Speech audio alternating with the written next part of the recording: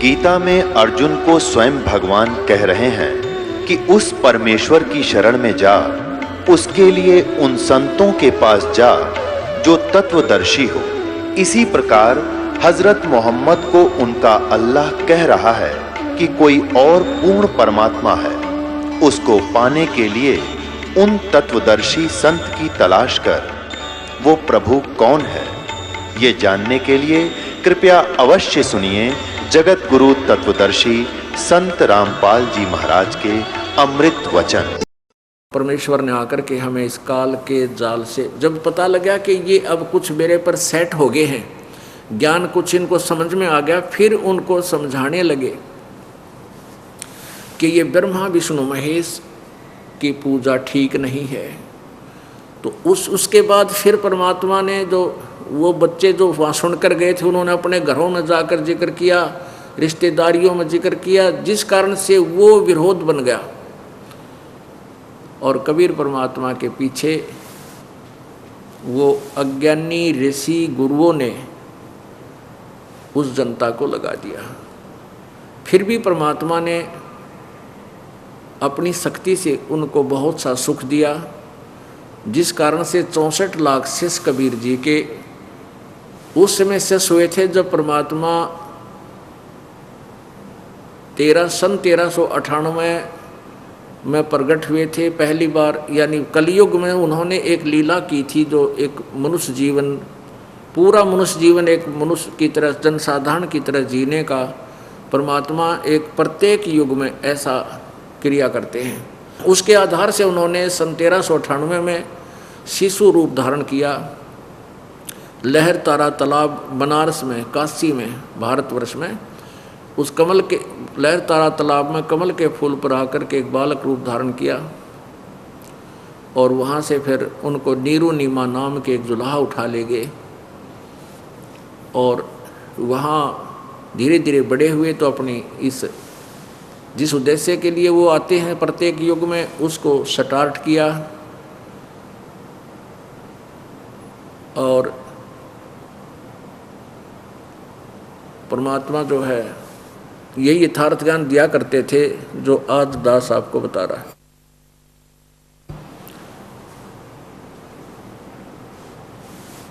परमेश्वर कबीर जी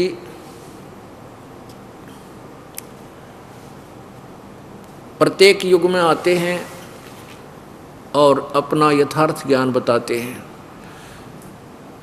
अब आपको थोड़ा सा प्रमाण देंगे कि कबीर भगवान ये पूर्ण परमात्मा है जो बनारस में आए थे और शिशु रूप धारण किया था।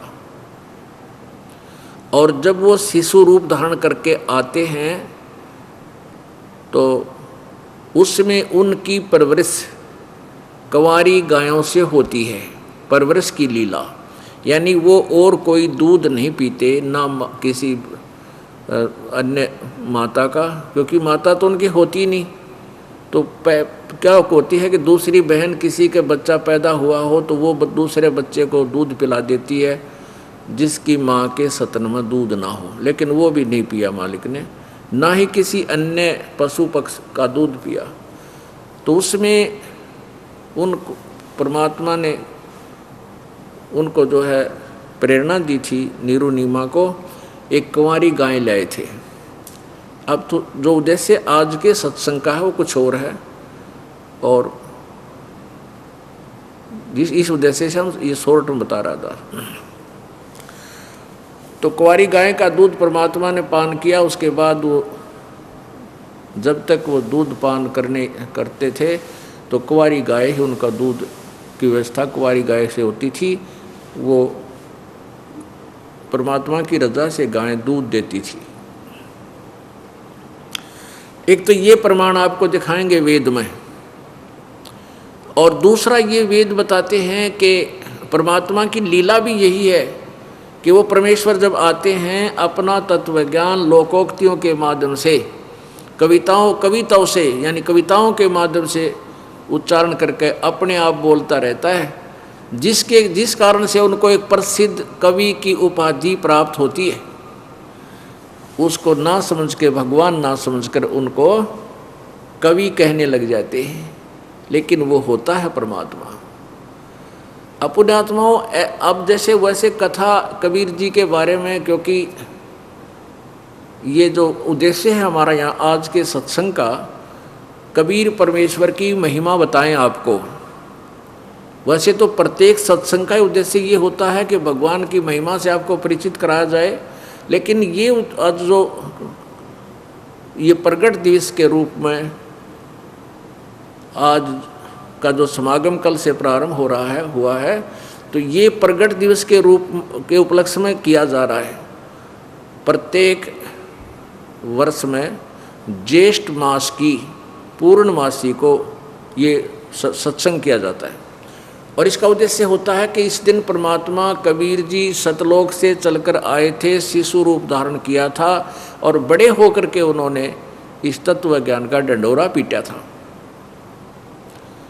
तो वो जानकारी आपको दें कि कबीर परमात्मा, उसके वो उद्देश्य हमारा कि कबीर जी के बारे में ये बतावा कि वो पूर्ण परमात्मा है। वैसे तो ये कथा कबीर पंथी सुनाते आया करते थे।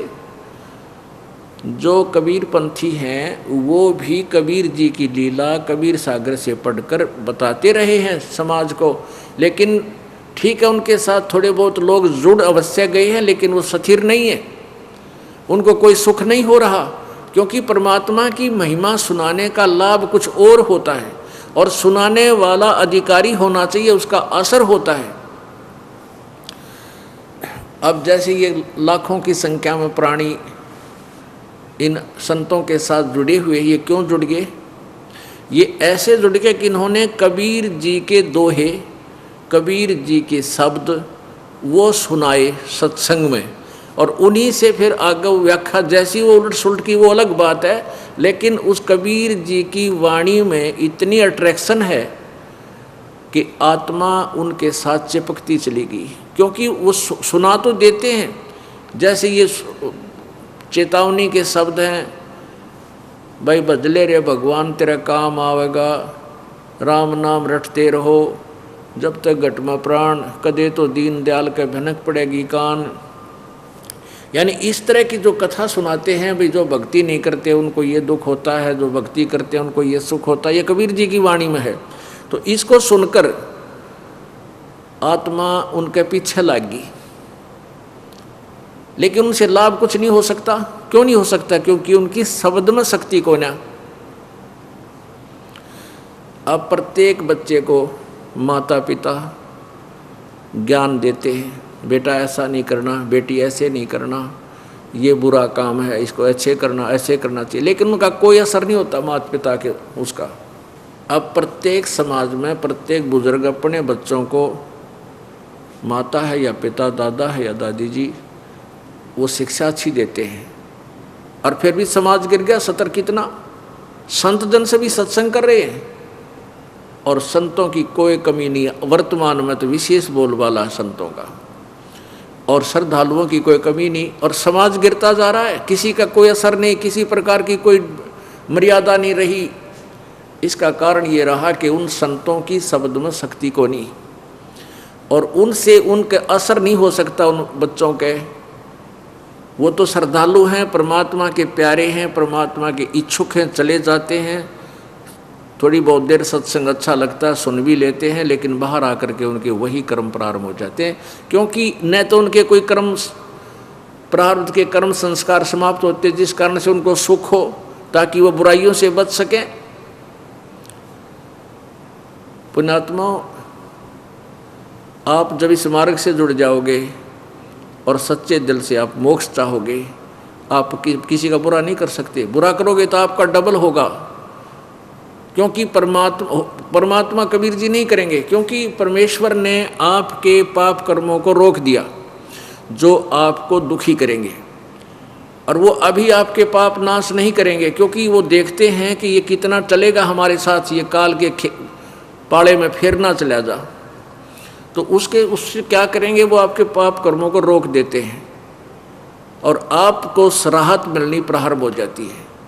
कुछ दिनों के बाद आप छोड़ जाते हो, या फिर आप बीच में कुछ थोड़ा बहुत हेरा फेरी करने की चेष्टा करते हो, किसी कोई जो मर्यादा हमने बता रखी है उसके विरुद्ध क्रिया कर देते हो, आपको तुरंत हानि हो जाती है और फिर आपको समझ में भी आ जाती है कि मैंने ऐसी गलती कर दी, आज मुझे इसलिए हानि हुई, तो दूसरी बार आप वो गलती नहीं करते। और दास ने आपको बताया हुआ है कि जिसका कोई, जैसे हमने मर्यादा आपको बता रखी है, इन मर्यादाओं में रहकर आप भक्ति करो, आपको न्यारे सुख होंगे। और जो मर्यादा तोड़ देगा उसका नामखंड हो जाएगा, और नामखंड हो जाने से आपको परमात्मा की शक्ति मिलना बंद हो जाएगी। जैसे बिजली का कनेक्शन आपने ले रखा है और वो कनेक्शन कट गया, तब पहले तो आपका पंखा भी चला था, ट्यूब भी जग रही थी और भी आप सब कार्य कर रहे थे, अपना आटा भी पीस रहे थे, जल भी निकाल रहे थे मोटर तक, फिर वो बंद होगी। क्यों होगी? क्योंकि आपका कनेक्शन कट गया। इसी प्रकार से जिसने उपदेश ले लिया और आखिरी सांस तक मर्यादा निभानी पड़ेगी, मर्यादा में रहो, आपका नाम खंड ना हो, तो आपको परमात्मा की शक्ति का लाभ प्रॉपर मिलता रहेगा। तो ऐसे जब आप मर्यादा खंड कर देते हो, आपका कनेक्शन कट जाता है, तो आपको राहत मिलनी बंद हो जाती है, दुख आ जाते हैं। फिर आप आकर के यहाँ आपको बताया है कि बार बार बकवाद नहीं करें, बार बार जानबूझ के नाम को नहीं तोड़ना चाहिए। और किसी कारण से, क्योंकि नए नए बच्चे हैं, समाज में जाते हैं, अन्य समाज जो है हमारी मर्यादा के टोटली विरुद्ध काम कर रहा है। एक परिवार में एक सदस्य नाम लिया और 5 सदस्य आन उपासक हैं। हमें भी पता है कि हमारे बच्चों का ये नाम शीघ्र सी सेट होने नहीं देंगे, तो परमात्मा के आदेश से ये ऑप्शन छोड़ दिया है कि एक आध बार किसी का ऐसा नाम खंड हो जाए तो दोबारा तुरंत ले लेना चाहिए, नहीं तो लाभ नहीं मिलेगा। तो अब बहुत से बहन बेटी भाई आते हैं, जी मेरे पर गलती होगी, माफ़ कर दो, क्योंकि उन्होंने गलती की, उनको दूना दुख हो गया मर्यादा तोड़ते ही, और पहले सुख होने शुरू हो गए थे।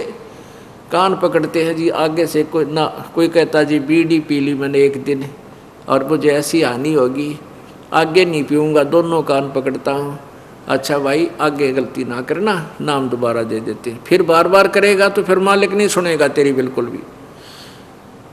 तो इस डर से फिर वो गलती बंद हो जाती है, ना वो चोरी कर सकता, क्योंकि ज्ञान हो जाता है कि जो अगर हम चोरी करके सेठ बनना चाहते हैं, दूना दुख होगा, डबल पाप हमारे लगेंगे, और वो चोरी किया हुआ धन आपके पास नहीं रह सकता, ये गारंटीड बात है।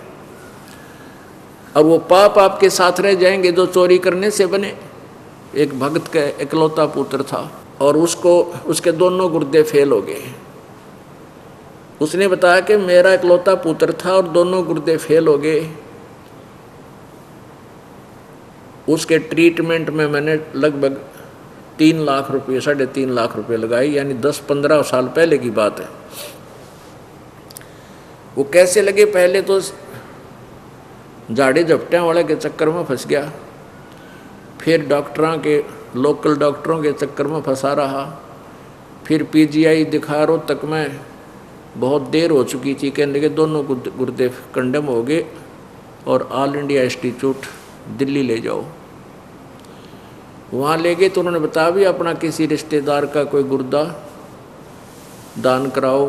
तो उन्होंने किसी से ऐसे करा कर वो गुर्दा दिवाया, लड़का स्वस्थ हो गया, 3.5 लाख रुपये लग गए। गुर्दे तो ठीक हो गए, एक दिन बस एक्सीडेंट में वो लड़का मारा गया। अब फिर उस भली आत्मा ने फिर अपनी सारी सत्संग सुना, उसका सौभाग्य था कि सत्संग सुनने को मिल गया उसको। फिर वो फूट फूट कर रोया मेरे पास आके, कहने लगा जी आज का जो सत्संग आपने सुनाया, मैंने ऐसे ही सुनाते हैं भी जो पाप करते हैं वो पाप तो उनके बैड अकाउंट में लिखे जाते हैं, और जो धन कमाने के लिए जो उन्होंने हथकंडे अपनाए, वो पैसा इकट्ठा किया, वो पैसा नहीं रहेगा, गारंटीड बात है, क्योंकि आपके भाग्य में नहीं है। और प्रारब्ध से अधिक तुम चेष्टा भी करते हो करके इधर उधर से, तो वो किसी ना किसी से तरीके से आपका ख़त्म होगा। किसी की भैंस मर जाएगी, किसी के बिजनेस में घाटा आ जाएगा, या कोई और कारण बन जाएगा, कोई बीमारी लग जाएगी, वो पैसे आपके ऐसे जाएंगे और वो पाप सुरक्षित रह जाएंगे आपके, वो धन नहीं रहेगा। धन रहेगा कबीर परमात्मा की भक्ति से आपके भाग में ना होगा तो भी वो लिख देगा, इसके पास वो पावर है। तो उसने फिर बताया कि आपने सही बताया जी, मेरे साथ ऐसे ऐसे बनी, मैं बहुत निकम्मा आदमी था। पहले ये रिफल आती थी, इन टेप कैसेट चाले थे, सन 1978-77 की बात बताओ था। और उन टेपों में ये कैसेट गला कर डाला करते, उसको ऊपर मोर तला मारता सोनी की और लाता वहाँ तोल के भावता वो रिफल और वो कैसेट बनवा के, उसका सारा खर्चा मेरा 2 रुपया का एक कैसेट पाया करता, 2-2.5 रुपये का भर के भी सारा कुछ कर लेता था। और मैं सोनी की बना के मोर ला कर उनको 30-30, 35-35, 25-25 की बेचा करता था। और थोड़े से दिनों मेरे पास बहुत पैसा हो गया। फिर मेरा इकलौता पुत्र बीमार हो गया, कमाए होंगे 2 लाख, लाख गए 3.5 लाख। उस समय 2 लाख बहुत मुश्किल से कमाए जाते थे। और बेटा भी ना रहा, जिसको सुखी बनाने के लिए मैं ये पाप किया करता था कि मेरा बेटा सुखी रहेगा, कारों में चलेगा, इसके लिए घना धन जोड़ दूं, वो धन रहा ना वो बेटा रहा। तो पुण्यात्मा, फिर ये परमात्मा की वाणी से आपको डर लगने लग जाएगा, आप पाप नहीं कर सकते। तो ये अब समाज सुधार होगा, क्योंकि जो लाभ आप स्वयं बुरे कर्मों से करना चाहते थे वो पैसा आपके पास नहीं रहेगा। और परमात्मा कबीर जी की भक्ति में इतनी शक्ति है कि आपके प्रारब्ध में नहीं है तो भी लिख देगा, तो भी आपको दे देगा, यदि वो आवश्यक समझेंगे तो। पुण्यात्मा, आज के सत्संग में आपको ये दास जो क्लियर करना चाहता है वो ये है कि हम परमात्मा कबीर जी को परमात्मा सिद्ध करने के लिए प्रयत्न कर रहे हैं, क्योंकि कबीर जी की महिमा उनके जीवनी में लिखी, जीवन चरित्र में लिखी हुई, ये कबीर पंथी साधु संत जो हैं वो सभी जगह सुनाते हैं और कबीर जयंती मनाते हैं। ये 26 दिन आ रहा है, 26 जून, इसको सभी जगह भारतवर्ष में हजारों स्थानों पर कबीर जयंती मनाई जाएगी। और कल के दिन वो बहुत से स्थानों पर परमात्मा की महिमा भी सुनाई जाएगी। कबीर जी की जीवनी से पढ़कर वो सुना देते हैं, लेकिन उनका असर आम आदमी पर नहीं पड़ता, क्योंकि जो परंपरागत कबीर पंथी पहले से बने हुए हैं, कबीर जी की शरण में आए थे कुछ, और कुछ उनके परंपरा से चलते हुए आ रहे हैं, वही जनसंख्या बढ़ती, क्योंकि लगभग 16-17 पीढ़ी जा चुकी हैं कबीर जी के समय से, तो वो जनसंख्या बहुत हो रही है कबीर पंथियों की। कुछ एक नए भी 1-2-10% नए भी जुड़ जाते हैं। तो वो कथा तो सभी सुनाते हैं, कबीर जी ने ऐसा कर दिया, कबीर जी ने ऐसी लीला कर दी, कबीर जी ने ऐसा सुख दिया, कबीर जी ने ये किया, लेकिन उसका असर जनसाधारण पर नहीं होता, क्योंकि काल के दूतों ने, नकली ऋषि महर्षियों ने परमात्मा की परिभाषा चेंज कर रखी है। और कबीर जी ने ऐसा कर दिया वो जचती नहीं, क्योंकि वो तो एक दानक था, जुलाया था, वो तो एक कवि था, और वो तो एक गरीब सा आदमी था। हम ये मानकर उस परमात्मा को परमात्मा स्वीकार नहीं कर पा रहे। ये दास सन 1994 से गुरुदेव के आदेश से ये नाम देने लगा था और ये सत्संग करने लगा था। तो इस दास के माध्यम से उपदेश लेने के बाद भक्तों को राहत तो बहुत मिलने लगी। और ये दास केवल कबीर जी की कथा सुनाया करता था, कबीर जी ऐसे हैं, कबीर जी ऐसे आए थे, कबीर जी ने ऐसे लाभ दिया, ऐसे मरी हुई गाय को जीवित कर दिया। कमाल एक नाम का लड़का था, उसकी मृत्यु हो गई थी, उसको किसी ने, उनके घर वालों ने जल प्रवाह कर दिया था, वो जीवित कर दिया। एक लड़की को जीवित कर दिया। तो वो भक्त जिनको सुख हो गया था इस दास के द्वारा दिए गए उपदेश से, कबीर जी की शक्ति थे, तो वो तो इन कथाओं को सुन लेते थे और वो किसी और को बताते थे, तो वो हंसी मजाक करा करते, उनकी क्यों रहने दे बस, कबीर ने भगवान बताओ, देखो यो कबीर ने भगवान बताओ है, कबीर तो जुल्हा था, तो कवि था। तो इस तरह यह प्रोग्रेस कम हो रही थी हमारी। अब दास का उद्देश्य है कि इस परमात्मा को परमात्मा सिद्ध करूं आपके हृदय में। कहाँ से? जिन सदग्रंथों को आप जी एथेंटिक मानते हो, प्रमाणित मानते हो कि उनमें जो लिखा है वो सत्य है, और उसी के आधार से आप साधना कर रहे थे। उनमें से कौन कौन से सदग्रंथ हैं? पवित्र चारों वेद, ऋग्वेद, सामवेद, अथर्ववेद और यजुर्वेद,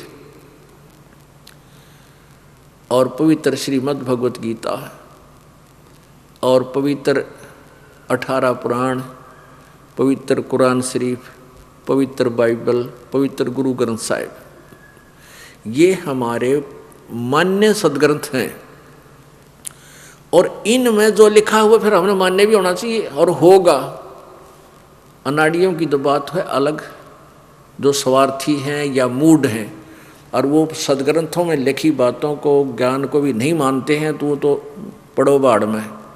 और जिनको भगवान चाहिए और उन्हीं के सदग्रंथों में जो कुछ लिखा है उसको वो मानेंगे ही मानेंगे, मानना पड़ेगा।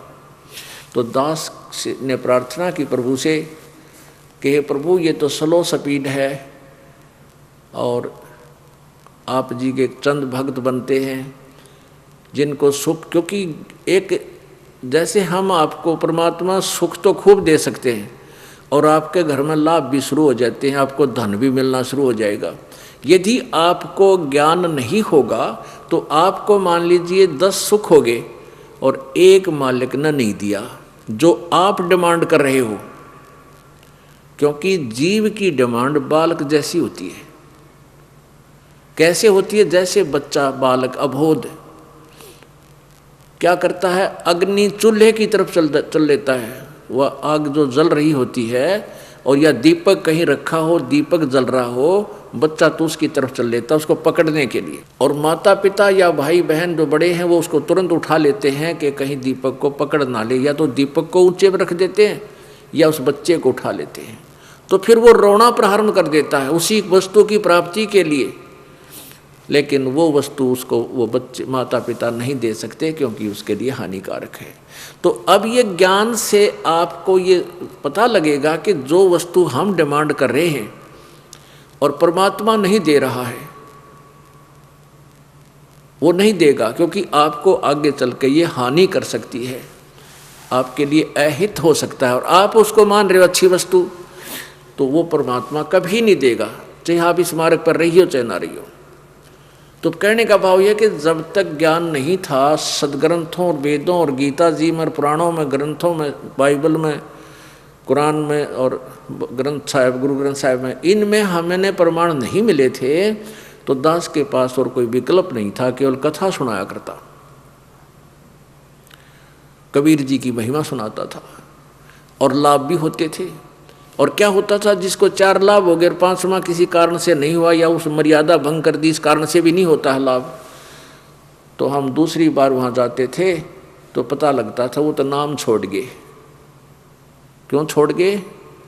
कि उन्होंने ऐसी कहा था हमारा न्यू हो जाता ठीक से ना, तो हम नाम नहीं रखेंगे। अच्छा, तो ऐसे था कि वहाँ जैसे एक गांव में हम जाते थे सत्संग करने, ज्ञान सुनकर एक दूसरे का सुख सुनकर 10-20 नाम ले लेते थे। तो दूसरी तीसरी बार जाते थे तो 5-4 तो उनमें छोड़ जाते थे, इस कारण से कि हमने ये मांग मांगी थी, हमारी पूरी ना हुई, और उसमें वो मर्यादा भी पूरी नहीं रखते थे।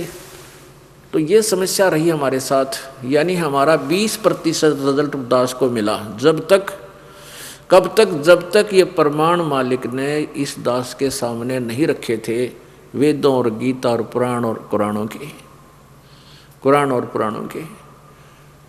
तो एक दिन ऐसे ही काफ़ी क्रोथाश्रम बन गया था, 2000 की बात है, सन 1999 में क्रोथाश्रम की स्थापना हो गई थी। 2000 में काफ़ी मायूस सा था दास के 4-5 वर्ष हो गए दास को दिन रात में मजदूरी की है, बहुत प्रयत्न किया है, दिन रात गांव में जैसा भी कहीं व्यवस्था रुकने की, पीने की, खाने की हुई, कर करके ये ज्ञान मालिक का कबीर जी की दया से ही प्रचार किया कि प्रभु ऐसे तो ये लोग जैसे ये तो गांव के भोले आदमी हैं, दुखी हैं, कोई रिश्तेदारों से शुरू किया हमने, ये तो मान रहे हैं कि आप भगवान हो, लेकिन जो गीता जी को मानते हैं, पुराणों को मानते हैं, वेदों को मानते हैं, उनको मनाना प्रभु बड़ा कठिन होगा। एक दिन ऐसी ही प्रेरणा की परमात्मा ने कि गीता जी जो हम रोज पढ़ा करते थे, उस गीता जी को उठाकर देखा कि भगवान का ज्ञान सही। परमात्मा कहते हैं वेद मेरा भेद है, लेकिन वेदों में मेरे पाने की विधि नहीं है, बस इतनी त्रुटि है, और वो त्रुटि बहुत हानिकारक है। तो मैंने सोचा कुछ तो ज्ञान मिलना चाहिए। परमात्मा का ज्ञान तो गलत हो नहीं सकता, उनकी वाणी गलत नहीं हो सकती, वचन गलत नहीं हो सकते, ये कहा कि मेरा ही भेद है। तो गीता जी को उठाकर देखा, उसमें कम से कम भी 20 जगह पर ये लिखा है, गीता ज्ञानदाता कहता है कि और परमात्मा है, उसकी साधना करने से लाभ होगा। वो तेरे की फिर उसको गहराई से पढ़ा हुआ, ये तो आप सिद्ध हो गया। जब इस गीता ज्ञानदाता भी किसी और के बारे में कह रहा है तो गीता बहुत सहयोगी होगी। तो इसको पढ़ा, परमात्मा के उस हमारी आंखों में पहले मोतियाबिंद था, अज्ञान था, परमात्मा के तत्व ज्ञान से ये मोतियाबिंद का ऑपरेशन हो गया। वही गीता जी जो दास पहले पढ़ा करता था और कुछ भी समझ में नहीं आया करता था, क्योंकि बुद्धि काल ने जकड़ रखी थी। अब परमात्मा की कृपा से वही बुद्धि ओपन होगी। फिर उसके गीता जी को नए सिरे से अनुवाद किया, उसका नाम रखा गहरी नज़र गीता में। फिर वेदों को देखा, ओ तेरे की वेद तो सारे ही कबीर परमेश्वर की महिमा से भरे पड़े हैं। अब पुण्यात्माओं, इन प्रमाणों को देखकर आज ये परमात्मा का नया बाग लग रहा है। चंद ही दिनों में लाखों की संख्या में भक्तात्मा श्रद्धालु जिनको परमात्मा चाहिए वो हमारे से जुड़ चुके हैं। अब सबसे बड़ी समस्या क्या है कि एक तो ये मर्यादा जो गलत साधनाओं हम करते थे, दूसरे इस कलयुग में काल ने या घुटी सूटी की बीमारी सब कहला दी। कोई बीड़ी पीवे है, कोई सुल्फा पीवे है, कोई शराब पीवे है, कोई कुछ और बीमारी पाल रहा है। यानी इतनी बुराइयां ठोक दी कि इनको इतना निर्मल करना बड़ी मुश्किल हो रही है। तो ये नियम ठीक ना रख पाते, इस कारण से भी लाभ नहीं हो पाता। तो अब ये ऐसा समय आ गया है कि हमारे लाखों की संख्या में भक्त श्रद्धालु हो गए, इनके सुख इतने हो गए, इनको ऐसा लाभ दिया परमात्मा ने। तो इनके सुखों को देखकर रिश्तेदार, अड़ोसी पड़ोसी अब ये फड़कन लग गए, ऐसे चौकन्ने से हो रहे हैं कि इनका ऐसा क्या है, ना तो देवता पूजते, ना ये छठा अठम सातम की कोई खीर बनाते, ना मोस पूजते हैं, और फिर भी इनका सुख हो रहे हैं। तो ऐसे अब वो लोग जो दुखी हैं वो आण लग गए, और यहाँ आएंगे दास। ये ज्ञान उनको चाहता है कि ज्ञान करावा पहले, सुख तो भगवान देगा ही देगा जब नीत साबतन लगे रहे, क्योंकि ये सुखदायी परमात्मा है, पाप नाशक है। इसका स्वभाव है परमात्मा का कि जो इसकी शरण में सच्चे दिल तक लग जाएगा, ये नाम जाप करेगा, उसके पापों को क्षमा करेगा ही करेगा। लेकिन ये ज्ञान ना होने से वो फिर मार खा जाएगा और काल के जाल में फंस जाएगा। परमात्मा की सारी मेहनत विफल जाएगी। उस पुण्यात्मा को शरण में लेकर सतलोक की जानकारी देना चाहते थे, और वो सतलोक का ज्ञान ना होने से उसके हृदय में ये नहीं जचा कि कबीर भगवान है और सतलोक एक स्थान है जहाँ जाकर हम सदा सुखी होंगे। तो तब तक यहाँ से हृदय नहीं हटेगा आपका। पुण्यात्मा, उस तत्व ज्ञान से ही आप यहाँ से पार हो सकोगे, क्योंकि तत्व ज्ञान के माध्यम से परमात्मा हमें ये बताया करते हैं कि एक दिन आपका शरीर खत्म होगा। ये तो हार्ड एंड फास्ट रूल है, ये तो बिल्कुल यूनिवर्सल ट्रूथ है कि आपकी मृत्यु होगी, चाहे 60 साल में हो, चाहे 80 साल में हो, चाहे 90 वर्ष में हो, और हो सकता है बीच में भी हो जाए। ये काल का अपना विधान है। तो पुण्यात्माओं, ये तो आपको पता लग जाएगा कि मृत्यु होगी। जिस पुत्रों को, पुत्री को, संतान संपत्ति को हम अपना माने हुए हैं, ये अपने साथ नहीं रहेगी, ये अपने साथ नहीं जाएगी। हमने यहाँ से जाना पड़ेगा। और इतना भी हमारा एक नैतिक फर्ज बना है कि जिनसे हम संबंधित हैं, परमात्मा ने हमारे को बच्चे दिए हैं, बेटा बेटी दी है, माता पिता हम हैं हमारे, तो इनका कर्तव्य कर्म भी हमने करना है प्रभु का आदेश मान के। एक दूसरे का जो संस्कार है तो वो भी हमने यहाँ निमटाना है। और एक दूसरे के संस्कार को भी परमात्मा की शरण में आने से और आसानी से निमटा पाएंगे हम। तो फिर ये काम, ये जीवन में जो कुछ करना है हमने, वो करते हुए परमात्मा की भक्ति करेंगे। और उद्देश्य ये रहेगा कि हे भगवान, हमारा फिर जन्म ना हो, ये परमात्मा कहीं फिर दोबारा इस काल के कोल्हू में फिर ना पड़ जावा। तो उसके लिए परमात्मा हमें ज्ञान देते हैं, क्या समझाते हैं। तो पुण्यात्मा, आपका हृदय न्यू मान जाएगा कि यहाँ से तो जाना पड़ेगा, और क्यों ना इसी स्थान पर चलना जहाँ जाने के बाद फिर मृत्यु ना हो, कभी बुढ़ापा ना हो, वहाँ कोई रोग ना लगता हो। तो ऐसा नालायक कोई नहीं होगा जो जिसका न्यू पक्का यकीन हो जाएगा कि सचमुच कोई स्थान है वहाँ पर, और वहाँ जाने के बाद फिर दुख नहीं होते, वहाँ जाने के बाद मृत्यु नहीं होती, सदा युवा शरीर रहता है। एक बार आपका जन्म होगा, फिर कभी मृत्यु नहीं होगी, और युवा शरीर होकर के कंस्टेंट हो जाएगा फॉर एवर। तो आपके मन में ये ना सोचना कि ये दास कह रहा है, नहीं, ये परमात्मा कह रहा है। परमेश्वर ने यहाँ आकर के ये ज्ञान दिया, उसका उद्देश्य, उसका कोई ऐसा उद्देश्य नहीं था जैसे कबीर जी परमेश्वर हैं।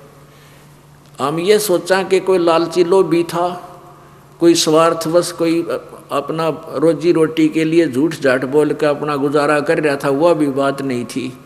परमेश्वर अपने हाथों से काम करते थे, कपड़ा बुनते थे, और जो कपड़े बुनने की जो मजदूरी आती थी, उस मजदूरी से अपना जो परिवार था मुँह बोला। दो माता पिता थे, मुँह बोले माता पिता, उनके अपने माता पिता नहीं थे, और एक लड़का और एक लड़की थे जो मुर्दे जिंदे किए थे कबीर जी ने, वो उनके साथ रहा करते थे। तो उन सबका निर्वाह अपने मजदूरी से करते थे, और जो पैसा बच जाता था उसका भंडारा करते रहते थे।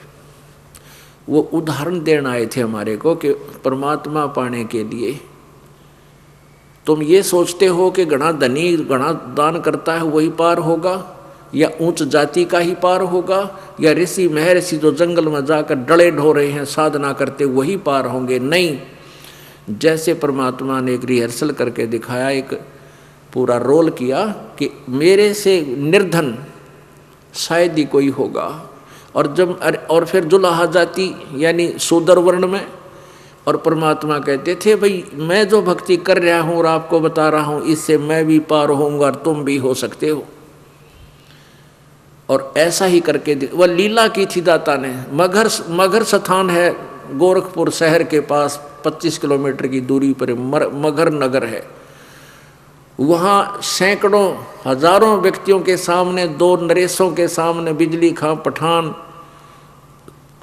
काशी नरेश और ना बिजली खां पठान, मगर नरेश, मगर का नवाब, और वीरदेव सिंह बघेल काशी के नवाब नरेश, इन दोनों के और उनकी सेना और दर्शक, उन सब के सामने सह शरीर परमात्मा सतलोक गए थे।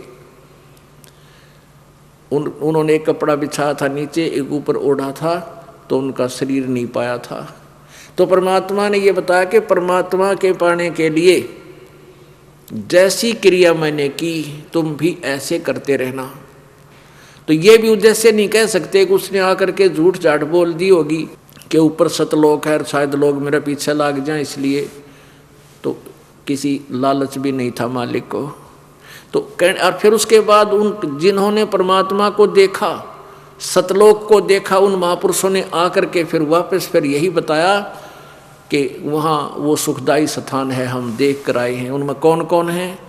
आदरणीय धर्मदास साहिब जी, आदरणीय मलुकदास साहिब जी, आदरणीय दादू साहिब जी, आदरणीय गरीबदास साहिब जी जो हरियाणा के अंदर हुए हैं, जिला झज्जर, गांव छुडानी में, आदरणीय नानक साहिब जी, आदरणीय गीसा दास साहिब जी।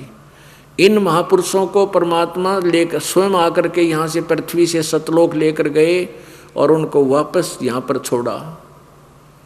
और फिर उन्होंने कलम तोड़ व्याख्या की उस सचखंड और सतलोक की कि वहाँ जाने के बाद फिर कोई दुख नहीं होता आपको, और वहाँ आपको सदा मानव शरीर रहेगा और वहाँ आप सदा सुखी होगे।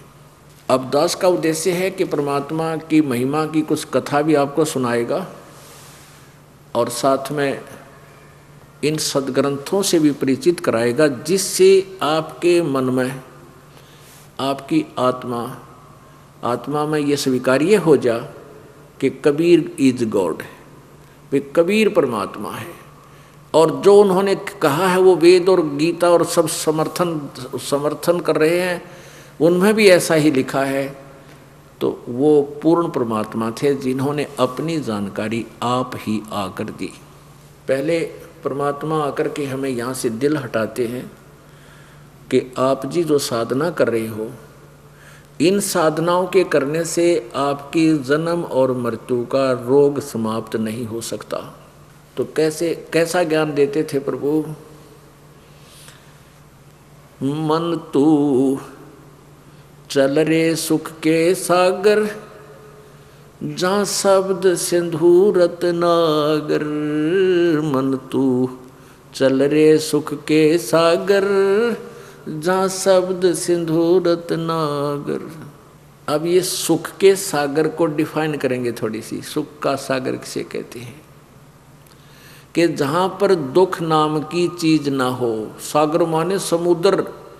जैसे समुद्र के अंदर आप दूर चले जाते हो जहाज में बैठ के, तो वहाँ फिर कोई दूसरी चीज नजर नहीं आती, या तो वो जहाज या समुद्र, जल ही जल। तो सतलोक के अंदर, सतलोक सुख का सागर है, वो स्थान है। सतलोक माने अविनाशी अमर स्थान। सत माने अमर और सत माने अमर, लोक माने स्थान। शाश्वतम स्थानम।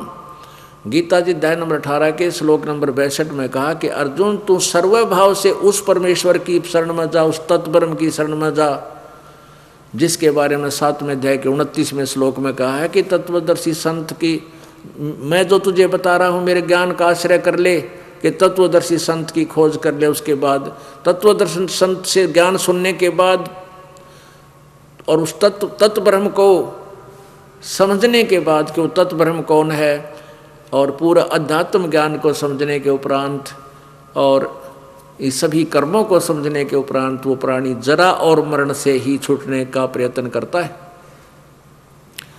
जरा मीन बुढ़ापा और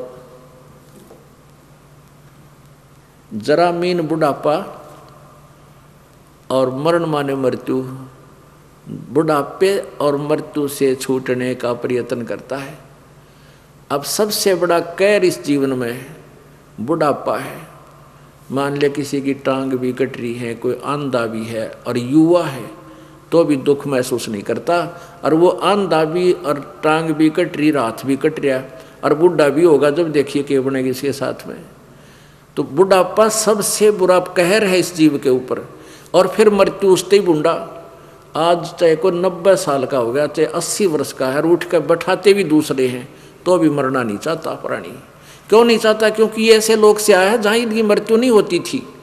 इस आत्मा को ये मरना और बुढ़ापा कति पसंद नहीं, क्योंकि हम ऐसे लोक में रहते थे जहाँ हमारा बुढ़ापा और मृत्यु नहीं होता था।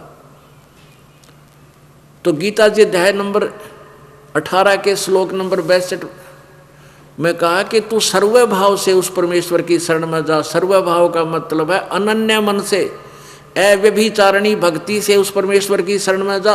व्यभिचार क्या होता है कि जैसे किसी बहन का ब्याह हो गया और वो अपने पति के अतिरिक्त अन्य पुरुष में आस्था रखती है, वो व्यभिचारिणी होती है, तो उसका कितना सत्कार नहीं हुआ करता। तो ऐसे ही जो अव्यभिचारिणी, गीता जी में लिखा कि अव्यभिचारिणी भक्ति से उस परमेश्वर की भक्ति कर, यानी अन्य देवताओं से कोई आस्था नहीं रखा कि इसने मुझसे इससे मुझे कोई सुख और मैं इसकी पूजा कर लूँ। अपने पति यानी अपने मूल मालिक से ही आस्था रखे, जो भी मुझे चाहिए उसी से प्रेर करूं, प्रार्थना करूं, अन्य किसी देवता से डिमांड नहीं करे। यानी अगर हम परमात्मा कबीर जी की साधना करते करते और देवताओं से बीच बीच में डांडी मारे हैं, दुर्गा तो न्यू कर दिए है, भगवान शिव जी तो मेरा सिद्धू करिए, दया करिए, तो ये व्यभिचारिणी भक्ति है, यानी सर्वभाव से नहीं लग रहे हम। कबीर परमात्मा जी कहा करते थे कि 100 वर्ष तो सतगुरु पूजा, एक दिन आन उपासी, वो अपराधी आत्मा फिर पड़े काल की फांसी। 100 वर्ष तो गुरु जी सतगुरु के द्वारा बताए गए उस सत मंत्र को और सत साधना को करता रहे, और एक दिन आन उपासी, एक दिन आन उपासना कर ले, जो शास्त्र विधि को त्याग कर मनमानी पूजाएं हैं, एक दिन भी कर ली तुमने, कहते हैं वो अपराधी आत्मा फिर पड़े काल की फांसी, यानी वो काल के जाल में फिर चली जाएगी। तो गीता जी अध्याय नंबर 18 के श्लोक नंबर 62 में कहा कि अर्जुन, तू सर्वभाव से यानी और किसी देवता में श्रद्धा मत रख, उस तत्वदर्शी संत की शरण में जाने के बाद उससे प्राप्त ज्ञान के आधार से उस एक परमात्मा की शरण में जा, उस परमेश्वर की शरण में जा जिसकी कृपा से तू शाश्वतम स्थानम, शाश्वत माने सदा रहने वाला, जो कभी नष्ट ना हो, स्थान माने लोक कहो, देश कहो, उसको धाम कहो, उस सतलोक को प्राप्त हो जाएगा। उसके लिए साधना बताता है 17वें अध्याय के 23वें श्लोक में कि ओम तत्सत इति निर्देश है ब्रह्मण त्रिविध समर्थ है। उस परम अक्षर ब्रह्म की साधना का ओम तत् और सत्य 3 मंत्र का जाप है, और यही निर्देश है, नथिंग एल्स, और कुछ नहीं, बस यही मंत्र करना है। ओम तो सीधा मंत्र ब्रह्म का है, ये सत ये सांकेतिक है, तत् ये तत् और सत 2 सांकेतिक है, कोड वर्ण ये दास बताएगा। इस पृथ्वी पर 2 मंत्रों को देने का कोई अधिकार नहीं है किसी को वर्तमान में। तो इन 3 मंत्रों के जाप से हम सतलोक जाएंगे, और सतलोक कैसा है उसको डिफाइन करते हैं। शंखों लहर मेहर की उपजे कहर नहीं जा कोई, दास गरीब अचल अविनाशी सुख का सागर सोई। अब सतलोक में जाने के बाद ना बुढ़ापा और ना मृत्यु, दोनों कहर टल गए, और कोई रोग नहीं। यह शरीर 5 तत्वों से नहीं हुआ, एक नूर तत्व से है, एक प्रकाश यानी नूर एक तत्व से बना हुआ शरीर है। अपुण्यात्मा, जैसे ये शरीर हमारा 5 तत्व कौन कौन से हैं, जैसे मिट्टी, वायु, अग्नि और जल और आकाश, प्रकाश, अग्नि प्रकाश मांगे, तो इन सब का समावेश से बना हुआ है। इसका प्रारूप बदल दिया, जैसे घास फूस पौधे, ये गेहूँ, बाजरा, ज्वार, ये 5 तत्व से उत्पन्न हुए। इनको माता पिता ने खाया, उसका प्रारूप बदल करके फिर हमें ये ऐसा 5 तत्व का ऐसा पुतला, ऐसा शरीर है, ये 5 तत्व से ही, पर इसको ऐसा संशोधित कर दिया कि ये इस रूप में आ गया। ऐसे ही वो नूरी शरीर में वहाँ से हमें मिलेगा, वो एक तत्व का होगा, उसमें कोई किसी प्रकार का भी रोग नहीं होगा, वहाँ कोई विकार आपके अंदर नहीं रहेगा, राग द्वेष नहीं होगा। अब उसके बारे में क्या बताते हैं, वहाँ जाने के बाद आपको कितना सुख होगा। जैसे आप कभी कभी एकांत में बैठे हो और एक अंदर से किसी ऐसी हिलोर उठती है कि कोई भी दुश्मन नहीं लगता, सब अपने से लगते हैं। चाहे कितना ही कोई कष्ट दे रखा हो हमारे को, उसके प्रति भी हमारे अंदर दया भावना भर जाती है, और वो होती है थोड़ी सी देर की, मिनट भी मेरे ख्याल में ज़्यादा से ज़्यादा नहीं रहती, 1 मिनट की होती है। और उसके बाद फिर हम 100 कोशिश कर लें किसी के बाद द्वेष के प्रति द्वेष ना रखें या ऐसी कोई चिंता ना बनावें, तो नहीं हो रह सकते हम, हमारे बस की बात नहीं। तो वो शंखों, वो एक लहर मेर की आई थी और फिर वो सारी कैर की लहर है, उसको ऐसे कर दूंगा, वो जो नुकसान हो गया, फलाना था, लड़की ब्याही थी, बटेऊ पति दारू पीए है, रोज पीटता है, ऐसा कर, यानी इस प्रकार के कितने टेंशन हमारे ऊपर एकदम सवार हो जाते हैं। तो सतलोक में ऐसा नहीं है। शंखों लहर मेहर की उपजो कहर नहीं जा कोई, दास गरीब अचल अविनाशी सुख का सागर सोई। वहाँ शंखों लहर मेहर की उपजे, ऐसे कोई कहर नहीं वहाँ पे, तो वो सुख सागर है। उसके लिए कहते हैं मन तू चल रे सुख के सागर, जहाँ शब्द सिंधु रत्नागर। ओहो, वहाँ आपको बहुत आनंद होगा। शब्द सिंधु माने समुद्र, शब्द माने अविनाशी। शब्द एक ऐसी शक्ति है जिसका कभी नाश नहीं होता, तो शब्द अविनाशी शब्द से ही, अविनाशी उसे उपमा से शब्द को भी अविनाशी बोला जाता है। और रत्नागार, आगार माने डिपो, खान, यानी वहाँ सुख की खान है। तो फिर क्या बताते हैं कि यदि तू ये साधना नहीं करेगा जो हम बता रहे हैं, उसके ना करने से क्या होगा कि कोट जन्म तन भर मत होगे, कुछ ना हाथ लगा रे, कुकर सुकर खरबया बोरे, कौआ हंस बुगारे। कोटि जन्म तू राजा की न्या मिटी न मन की आशा, भिक्षुक हो के दर दर घूम लिया ये मिला न निर्गुण रासा। इंद्र कुबेर ईश की पदवी, ब्रह्मा वरुण धर्मराया, विष्णुनाथ के लोक को जाके तो फिर भी उल्टा आया। असंग जन्म तन मर्त्या होगे, जीवित क्यों न मरे रे, द्वादश मध्य महल मठ बोरे, बहुर न दे धरे रे। दोजक भिष्ट सभी तैं देखे, राजपाट के रसिया, तीन लोक से तरपत नाही, ये मन भोगी खसिया। सतगुर मिले तो इच्छा मेटे, पद्मल पदे समाना, चल हंसा उस लोक पठाऊं जो आद्य अमर अस्थाना। चार मुक्ति जहाँ चंपी करती, माया होरी दासी, दास गरीब अभय पद पर से वो मिले राम अविनाशी। ओह, अब कितना इस एक ही शब्द को, इस एक ही कविता को जो परमात्मा ने आके सुनाई है, यानी गरीबदास जी को परमात्मा कबीर जी मिले छुडानी गांव के खेतों में, और वहाँ से उनकी आत्मा को, 10 वर्ष के थे गरीबदास जी, उनकी आत्मा को परमात्मा यानी उस जीव को लेकर गए सचखंड सतलोक में।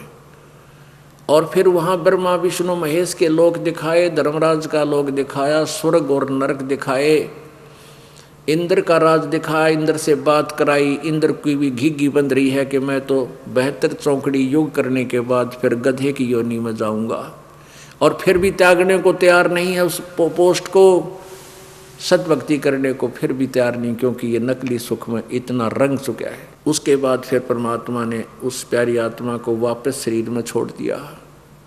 तो उस परमेश्वर कबीर जी की उस आँखों देखी महिमा को, उस पूर्ण परमात्मा की लीला को गरीबदास साहिब जी ने अपने अमृतवाणी में कलम तोड़ ढंग से लिखा है। उन्हीं के द्वारा, कबीर जी द्वारा प्राप्त उस तत्व ज्ञान के आधार से ये ज्ञान गरीबदास जी ने अपने ग्रंथ साहिब में दिया हुआ। जो इनका ये अखंड पाठ चल रहा है, ये उसी ग्रंथ का चल रहा है जो गरीबदास जी ने आँखों देखा विवरण लिखा हुआ है इसमें, और उन्हीं से ये दास आपको सत्संग करके सुनाता है। और फिर उसको तुलना करते हैं सदग्रंथों से, वेदों, गीता जी, कुरान, पुराण, गुरु ग्रंथ साहिब आदि से, तो वो सत्य आपको मिलेगा, वो सत्य मिलता है। तो क्या बताते हैं, कोट जन्म तन भर मत। फिर गरीबदास जी ने आकर के फिर ये सच्ची कहानी बताई कि कबीर जी की भक्ति बिना त्रिके दुर्गति होगी। उस एक परम अक्षर ब्रह्म की शक्ति भक्ति के बिना, यथार्थ नाम के जाप बिना और परम संत के बिना आप कितने दुख पाते हो। कोटि जन्म तन भर मत होगे, कुछ ना हाथ लगे रे, कुकर सुकर खरबा बोरे, कौआ हंस बुगारे। अब जैसे आज आपके पास सारी व्यवस्था, मान लीजिए संतान भी है, बेटा बेटी हैं, कार कोठी है, व्यवसाय भी आपका अच्छा चल रहा है। एक बात तो ये भूल जाना कि ये आपने कमाया है या आप एजुकेटेड हो गए, घने पढ़ गए, पढ़ने से आपको अच्छा कोई पोस्ट मिल गई या बिजनेस आपका अच्छा चला लिया, आपने कर लिया, आप नहीं कर सकते। ये तो आपका पूर्व जन्म का किया हुआ प्रारब्ध, आपके पुण्य और पाप, आपके जो लिखे हैं संस्कार में, वही मिल रहा है। इससे कम और ज़्यादा आप जी को नहीं मिल सकता, चाहे कितना पैर पीट लेना। आज कोई सुखी है तो अपने पिछले पुण्यों से, कोई दुखी है तो पिछले पाप से। जब तक इस जीव के पुण्य चलते हैं तब तक तो ये फूला नहीं समाता, इसको सारे सुख रहते हैं। और जब ये पाप का दौर शुरू होता है, इसके ऊपर कैर टूटने शुरू हो जाते हैं, फिर ये अब कितना इधर उधर भागता है, भगवान की तलाश करता है। तो परमात्मा कहते हैं सुख में सुमन ना, दुख में सुमन सब करें, सुख में करे ना कोई, और जय सुख में सुमन करे तो दुख काहे को होए। सुख में सुमन किया नहीं, फिर दुख में करते याद, कह कबीरता दास की फिर कौन सुने फरियाद। तो परमात्मा ये बताना चाहते हैं कि आज तेरे पास मान लीजिए सब व्यवस्था है, कल आपकी मृत्यु हो जाएगी। जिस दिन तेरे पुण्य समाप्त हो गए, और साथ में मान लीजिए कुछ ऐसी पुण्यात्मा भी हैं जो अच्छी पोस्ट पे या अच्छे कोई राजा भी बने हुए हैं और राज करते करते ही मृत्यु को प्राप्त हो जाते हैं। हम इस नकली सुख में राजा को सबसे घना सुखी मानते हैं और राज करते करते भी वो मृत्यु को प्राप्त हो जाता है। तो नेक्स्ट जीवन में क्या होगा जो सत भक्ति नहीं कर रखा। कबीर हरि के नाम बिना ये राजा रसब हो, माटी लदे कुम्हार के फिर घास न डाले कोई। उस पुण्यकर्मी प्राणी की जो राजपद पर थार भक्ति ठीक करी नहीं, अगले जन्म में गधे की योनि में जाओगा। और माटी लदेगी कुम्हार, काम करेगा कुम्हार के घर पे, भोजन खाओगा कुरडिया पे, यानी बाहर जंगल में जाएगा पेट भरने के लिए। पुण्यात्मा, ये परमात्मा के वचन है, किसी बालक की बनाई हुई दंत कथा नहीं है जो दास आपको सुना रहा है। और आपके हृदय में ऐसी समझ आनी चाहिए जैसे सीमेंट में ईंट ला दिया कर। अब वो राजा गधा बनेगा, हे भगवान। अब किसी को जरा सा भी सुख है, उसको ये कह दे भक्ति कर ले भाई ना, तो तू गधा बनेगा। न्यू कहे किसने देखा है, अन्यों को फिर कहेगा देखी जाएगी। फिर तू के देखा, फिर तो कुमार देखा, गधा बने पाचे कड़पा मारेगा लठ और 2.5 मन का बोरा, न्यू कहे देखी जाएगी। अब देखना तो अब है, ज्ञान को पहचान, भगवान को पहचान, बुराई त्याग बावड़े और कर भक्ति दिन रात। फिर क्या देखा, फिर तो लठ लगेंगे सारी उम्र, फिर कुत्ता बनेगा कि तो सुअर बनेगा, बोला देखी जाएगी। और जिसने जरा सा भी सुख है फिर गुटी लावे, वह गुटी छूटे नहीं। नाम तो लेने दिल करता आत्मा का, तो लेकिन मन ना टिकता। ये तो एजेंट है यहाँ फंसाए रखने का। फिर उसके सामने वह गुटी याद आवे, मित्रों के साथ बैठ के हैं, और फिर बीड़ी ना छूटे, युकाल ना छूटने देता कि कहीं इसकी भक्ति कर्म अच्छे ना बढ़ जाए, युग तेरे जाल से निकल जाए। लेकिन आप सच्चे दिल से मालिक को समर्पण करो कि परमात्मा हम जीव हैं, हमारे बस की बात नहीं। और आप बता रहे हो कि वो प्रबल शक्ति है काल भी, और वो हमें फंसाए रखना चाहता है। आप ही दया करो अपने दासों पर, हमारी बुराई छुटवाओ। लेकिन सच्चे दिल से, फिर देखना आपके हाथ कांप जाएंगे जिस दिन आप शराब की तरफ या बीड़ी की तरफ हाथ करोगे।